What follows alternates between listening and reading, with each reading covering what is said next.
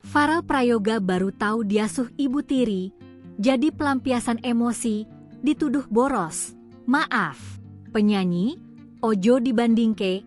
Farel Prayoga baru tahu selama ini ia diasuh oleh ibu tiri bernama Siti Mujayanah. Farel mengaku belum pernah bertemu ibu kandungnya. Kini Farel sadar mengapa ia sangat begitu dibenci oleh sang ibu yang ternyata adalah ibu tiri. Kisah ini dibagikan oleh Feral dalam podcast bersama artis Denny Sumargo, dilansir Bangka Pos. Farel baru tahu fakta bahwa ia selama ini diasuh ibu tiri sejak usia 8 tahun. Sejak kecil, Farel mengaku kerap disiksa oleh sang ibu tiri. Paling parah, Farel pernah dilarang untuk tidur semalaman oleh sang ibu tiri.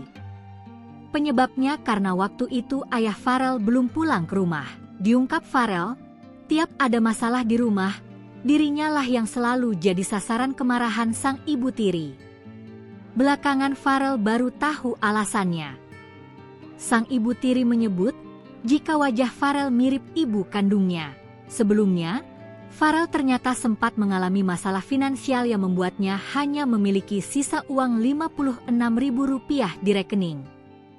Peristiwa itu terungkap ketika Farel hendak membeli minuman di supermarket sebelum tampil manggung.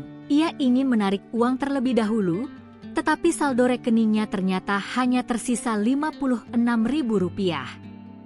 Merasa bingung, Farel pun bertanya pada orang tua dan kakak laki-lakinya yang saat itu bersamanya.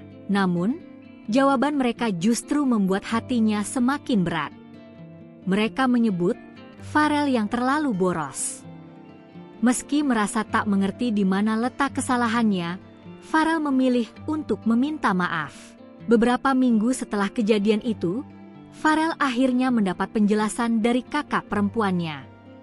Sang kakak mengungkapkan bahwa uang yang semula dikumpulkan Farel digunakan untuk membeli kuda. Manajer Farel, Muhammad Rais, juga memberi keterangan soal pengelolaan penghasilan sang penyanyi cilik. Ia menyebut hampir seluruh pemasukan Farel selama ini diserahkan sepenuhnya kepada keluarga.